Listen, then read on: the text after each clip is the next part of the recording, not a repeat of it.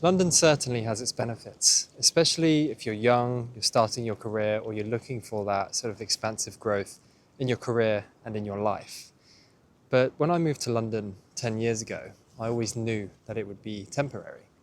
Because I grew up in a place like this, I was always craving nature. And what I realized in London is that people are not as friendly as you would find in small villages and towns around Britain or Ireland. And I think this speaks for most countries because the city is always very busy and very mixed, and people have places to go and things to do and people to see. And if everybody stopped to say hi to each other, that would be them spending their whole day doing just that. But it's very nice to come back to a village environment, a country environment, where people notice you again and they say hello, they talk to you in the street, just going out for a walk or a run to get some space. So that's something I really appreciate being back in the countryside in the UK. The benefits of London is you've got everything on your doorstep. And if it's not on your doorstep, you can jump on a train and jump on a bus and get what you need. The shops are open much later, so if you need to get some last minute groceries, you can head out to the shops or the corner shop. And you can order things online through the likes of Uber Eats, Deliveroo, and other platforms as well. Whereas in a more secluded countryside place, like where I am right now, the shops will close at 4 o'clock or 5 o'clock on a Sunday, and then you're pretty much stuck. So you better have some things in your freezer ready to eat. But that's the beauty of it, right? It's being back within nature, hearing the birds tweeting, people being kinder. Depending on your situation, your family life, your friendship setups, I think London is really great for making new friendships and getting involved in new circles and new activities. Whereas the countryside like this, if you don't know anybody already, it can be difficult to find those groups. So you can do that by looking for local events that are happening, going to the local park run, for example, or attending local institutions like churches or other institutions as well. But it's just very nice to be here and be among the nature again and be away from the hustle and bustle of the city. I think in the UK in general, and particularly in London, we spend most of our time focused on our careers, spending 40, 50, 60 hours per week working, sometimes even more, and then living in those little hours that we have left. And it makes me think of the Romans, actually. So the Romans had a philosophy which they would put leisure first and work second. And I think in other countries, for example, in Spain, or in other countries around Europe, and other countries in general, for example, Australia, there is a much better mix of work-life balance. Whereas the UK is often seen as a depressive country because we're so focused on work and not so focused on living. It's all about what we can fit in outside of our working hours. Whereas in other countries, for example, Spain or Italy, they may take a 2-hour lunch break during the day to spend time with family, to go home, to cook, and to have real food. But here, it's all about go, go, go. There is a shift. I think people are starting to wake up, but the challenge is the economy is getting so bad that we have no choice but to work 1, 2, or 3 jobs in some scenarios, or work extreme hours just to be able to pay our bills, for our mortgage, for our food, for our fuel, and other bits and pieces just to live a normal life.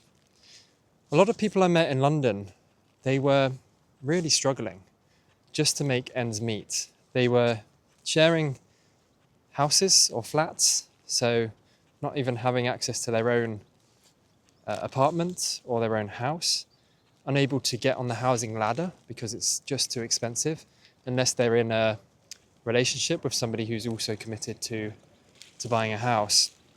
And they were always struggling to make ends meet, struggling to get by, and just complaining about the same thing, that London is all about survival rather than thriving.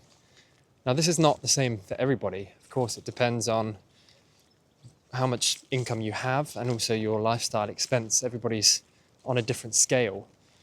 Me personally, I've always tried to keep my expenses to a minimum, which meant that I was doing house shares as well. But after some time, that gets a little bit tedious and you start to think, why am I still doing this? Why am I still doing the same job, commuting every day, just to barely get by, saving not as much as I would like to save or need to save, and because of inflation, that money doesn't go as far either. But being in a place like this, I mean, the reason I moved to London in the first place is there was not much work around here for my skill set. In the country areas like this, the main jobs are factory work or logistics, for example, and then other manual trade jobs, construction, building, plastering, those sort of jobs. But my skill set was a little bit different, and that's why I got to London to work in more of a corporate environment. And at the time, I really thought that's what I wanted, right? To climb the corporate ladder. That's what was drilled into me. And after a number of years, I realized that that wasn't for me anymore. And I think the catalyst for me was I stopped drinking alcohol. And it sounds sort of cringy in some ways, but I had a chance a few years back to exit my job and to travel a little bit. And on that experience, on that journey, I took note of things which are affecting me positively and things which are affecting me negatively. And I made a promise to myself to remove some of those things which are taking more from my life than they're adding. And one of those things was alcohol. And when I stopped drinking alcohol and I came back to London, I saw a massive shift in my life. The people that I would spend time with that would call me up to go to the pub on a Thursday night or a Friday night, they were no longer calling me up. I would suggest doing things, alternative plans, saying, let's go play some sport.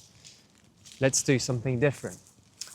And unfortunately, all they wanted to do was drink, and they saw me as a drinking buddy. So I made new friendships, and I guess I realized who my true friends were in that case as well. But then I came to the realization that London is not so great when you're not drinking, because everything is built around drinking. And I think that drinking element keeps us distracted to what we're really doing. So we're going to work every day, we're coming back, and then we're drinking to numb the pain of what we're doing. Because we're not really thinking about it. We don't have that critical thinking aspect to understand what we're doing. And yes, relationships can be built at the pub, drinking, things like that, or even things like dating is much easier when it comes to alcohol and you've got so many more things to do.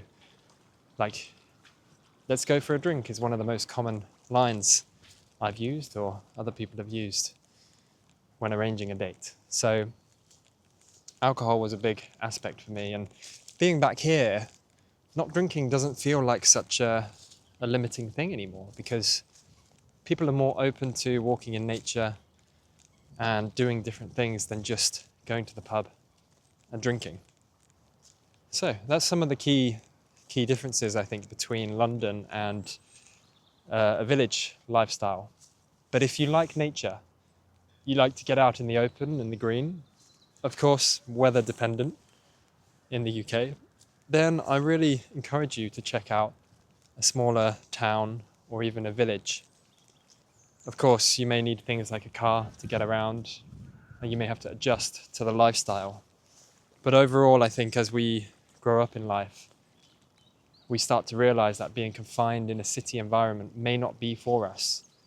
But equally, it may be for us. It may be what we want, and that we may prefer that city environment. But for me, I think I'll stick with this for a while.